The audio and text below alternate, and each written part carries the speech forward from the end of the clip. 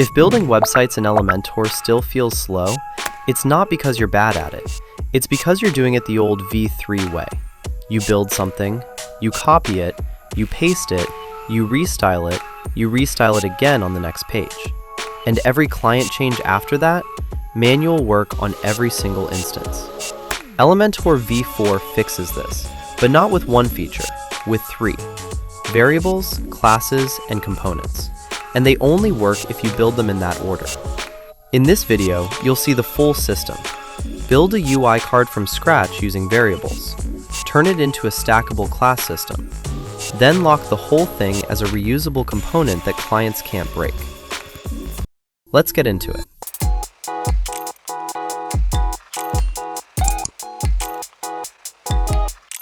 I made a video about all the small, awesome little new features. You can watch it here. Because now, every bit of styling we are about to do happens under this one styling tab. This is so useful. So let's go to the size tab and define 100 viewport height, like this. Now we just have our canvas. Next, what we are going to do is add a div block and then duplicate it. But again, there's still this gap, but we can get rid of this much faster now. So first, grab the main flexbox and under the Style tab, open Spacing and set the padding to 0. I already created this variable I can use each time, like this. Then just do the same for the div blocks. Grab it, go to Spacing, add the 0 padding variable. Done. This is so helpful. Now we have a pixel-perfect layout where we can add our own paddings later. So this was already much faster than the old workflow, right? And the reason why I created 2 columns with the div blocks is because I also want to create 2 UI cards and show you how fast we can change a light mode UI card to a dark mode UI card with the new system. So let's just add the light mode background color first, here on the left side. Go to Background, and here you can either choose this color picker, add your hex code, or again, work with your variables. I already added my background colors, so I can just apply them this quickly. Super helpful. And of course, do the same for the right div block. If you want to learn how to create these variables, watch this video here. I linked it in the description. Now we can actually start with our UI card component. So let's get another atomic flexbox. And what's happening now is that the main div block has the flexbox stacked to the top here. Also, we can't reach the flexbox beneath it. That's what I wanted to show you. Because if something like this happened, by the way, this is probably the reason why Elementor adds those default paddings to all the blocks, so beginners won't get too confused. But it's actually pretty easy, and once you understand the workflow, it absolutely makes sense. Okay, so with the structure panel, we first just go and name our elements. This one here is, let's say, the main canvas, and then inside of it, we have the light mode canvas, as well as the dark mode canvas. And of course, our UI card light. Awesome. So let's set the layout real quick. Go to Layout and choose Display Flex and then Justify Content Center and Align Items Center. Now we can define the size of the card by going to Size and add the width, like this. Always use rem instead of pixels now, but I'll explain that in detail soon. And now I'm showing you how fast we can build by using the variable system. Because we need a background color now, right? Okay, let's go to Background and just add our color variable. Done. It's literally just a few clicks. Now we want to add a border radius. Go to Border, choose the variable, and done. The same goes for the padding. Just go to Spacing and under Padding, use the variable. This makes so much sense now. But how are we going to actually build the UI card? Of course, by adding our elements. So we need an image, like this, a heading, let's move this over here. Then just quickly fix the layout, set direction to column, and align the items to left, and justify content to top. And we need the rating stars, done, and then the icon list widget. And is this bad practice mixing old V3 widgets with new V4 elements? I don't think so anymore, because in this case, it still saves time. I could of course create this from scratch with the new editor, and I will show this in the next videos, But other than the styling here, a few V3 widgets won't kill your website. Okay, for the buttons, I need another div block. Quickly delete the gap with our delete spacing variable, and then just put the buttons in there like this. And now, it's basically all about styling, and I'll show you how fast this is with the new system. First, let's add an image. But how are we going to set the border radius? Of course, again, by using a variable. Go to Style, Border, and apply the variable. Next is the heading element. Let's start with the typography. I already added a font clamp variable.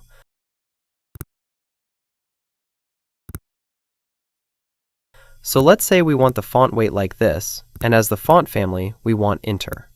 And now, let's create the text color variable from scratch real quick, just so you know how to do it.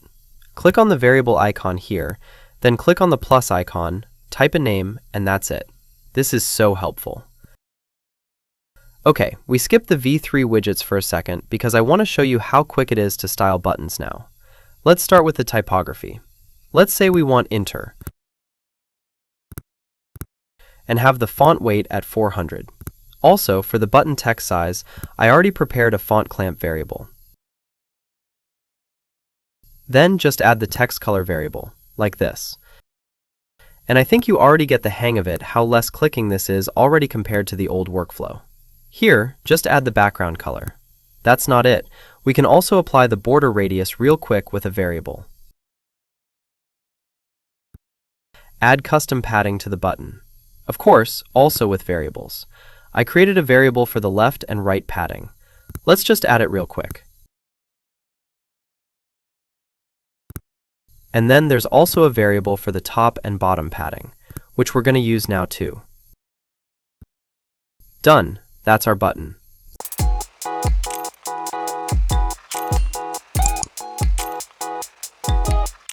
As I showed in the previous video where I created all the variables we need for this UI card, we can now go even further by creating CSS classes. Because look, we styled this button here already, but so far only with variables. And let's say this is going to be our primary button. The next step is to style this secondary button here. But with the new editor, we don't have to copy and paste the styles, nor do we have to copy and paste the CSS classes. Let me show you the new workflow. First, go to Style and click on the three dots here next to the local class tag, and then hit Convert to Global Class. Type a name and hit Enter. Now the dots everywhere we made an adjustment change to green.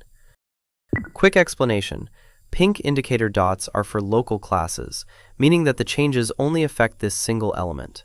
And if you see green indicator dots, that means the styles are connected to a global CSS class that can be applied globally to multiple elements. Okay, now our goal is to style the secondary button.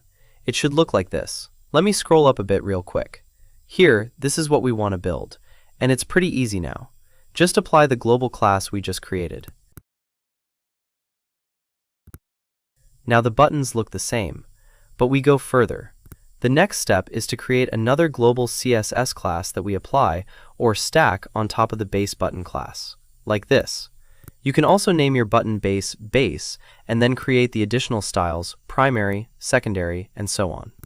And within this class, we make the adjustments for the secondary button style. Just change the color variables real quick, add the styling, and that's basically it. Here we have our secondary button. This is so helpful. And if you want to apply the secondary button style again on another button, let's scroll down a bit so I can show you. Always start with the button base CSS style. I just named it primary. And on top of that, also apply the secondary CSS class or whatever class you created. So no more copying and pasting styles or anything like that. This workflow is way faster and honestly also more fun to work with. Another great thing I wanted to show you is how to add button hover states, because those are also part of the CSS class. Because right now, our buttons don't have any hover animation. Let's change that. Select the button and again click on the three dots here, but this time go to States, Hover. Now all the style tabs here are the ones of the hover animations. Just keep that in mind. And if you like, you can change the obvious stuff like text color or background color, but I want to show you something else. You see this Effects tab here, right? We need it now. because with the transform effects, we are going to add a very smooth shrinking of the buttons, like this. And the best part is, the hover effect is automatically applied to both our buttons because it's connected to the global button-based CSS class. That's a real system now. But that's not all. Let's say we don't only want the buttons to have their own CSS classes, but also the title, the image, yeah, even the UI card background itself. Because this will make it so much easier to create a second UI card in dark mode. But instead of copying and pasting our styles, we then are going to simply apply our CSS classes. This will save so much time later in the build. Let me show you. First, let's grab the heading widget. Here, the pink dots show us where we already made our local design changes. And now we're going to turn this into a global CSS class, the same way we did it earlier. Click the three dots and then Turn into Global Class. This time, I make sure I have the base tag in it. I show you why in a few seconds. Okay, first let's do the same with the image. Click the three dots, turn into Global Class, and type a name, like that. Here are the variables. Pretty easy. Now the cool thing is, we can do the same for the whole UI card wrapper div. That's pretty close to a component already. And don't worry, this is a three-part series where in the first part, linked in the description, I showed you how we created all these variables here. And in the third part, I'll show you how to build the actual components. So let's say this light mode UI card is finished. Now we want the same card but in dark mode design. You can think of it as a variable of the UI card. I think the best way is to first copy and paste the whole UI wrapper and then create stacking CSS classes the same way we did with the buttons. If I change my mind later, I'll show you the best practice in another video. Just grab the whole flexbox, right-click, copy, and then paste it over here. Let me fix the layout real quick by changing it to Flexbox and align everything to the middle. And remember, this is just how we copy UI cards like this in the building process. We don't have to copy and paste like this as soon as we made this a component. But first, let's create the additional CSS classes. Okay, now let's say we want to create a CSS class for the dark mode background of the UI card. Don't delete the existing class. Also, don't try duplicating the class. Just create an additional class like this. All we have to do then is change the color variable. So now, instead of rebuilding everything, we're just stacking classes. And if I apply a new class on top of the base, you can see how the whole design changes, but the structure stays the same. This is called composing or stacking CSS classes. Elementor is no longer about styling elements one by one. This is where it actually starts to become a system.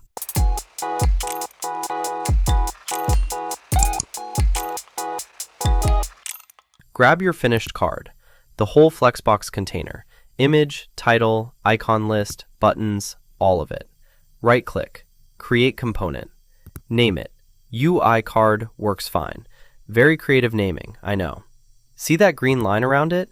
That's the component boundary. Anything inside that line is part of the component now.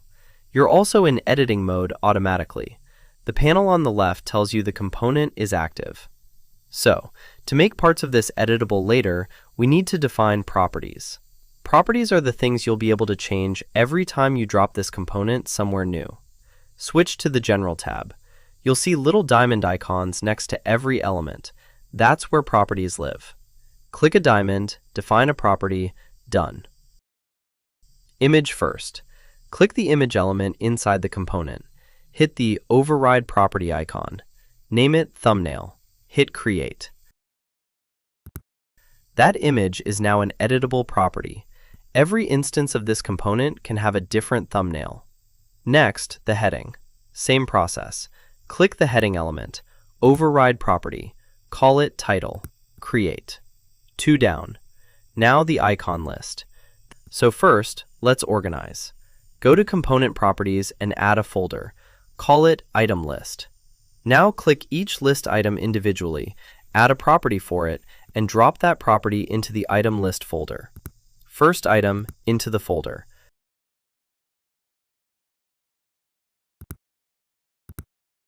Second item, same thing.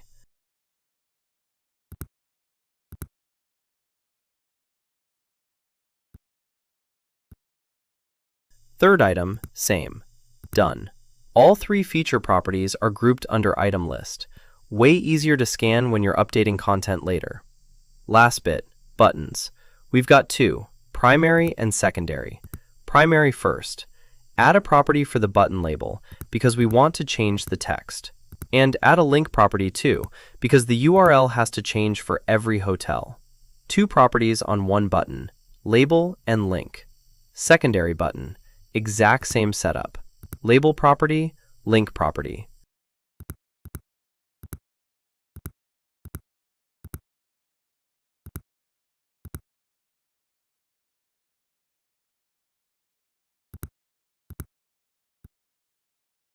That's the component built. Image, title, 3 feature items, 2 buttons, all editable. Design fully defined.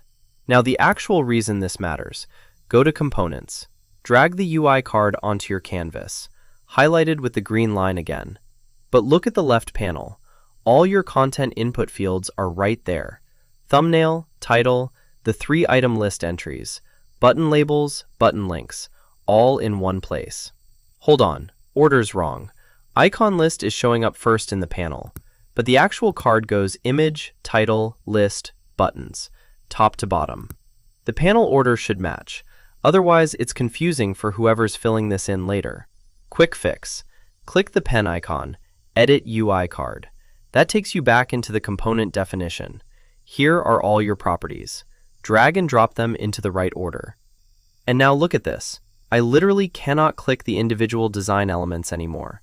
The card is there, looks exactly right, but if I try to click the heading, nothing.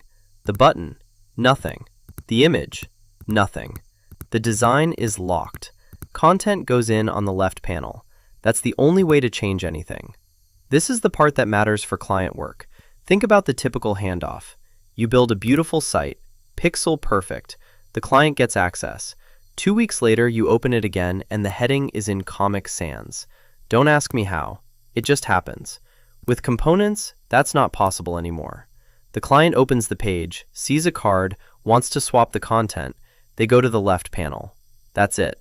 The design itself is untouchable. But here's the real payoff. The thing that makes components actually different from anything we had before. Imagine you've got 6 of these cards across your site. Let me show you the problem how it was in the old Save as Global world. If we had a global button like this, let me just drag a second global button here. If we then wanted to change the text of a button, all buttons changed. We couldn't keep the colors and just change the text for each button. Yes, we could change the styling globally, like this, but this has nothing to do with what we can do now with the new components. With components, you change the CSS class once. The button inside the component is connected to a CSS class we set up earlier. Just one class controlling button color across the whole component. Watch. Update the class. New color value. Every button, every card, every page. Every instance of that component on the entire site. Updated at the same time. If you want to see this applied to the component you'll build 100 times, the button with icon setup is right here.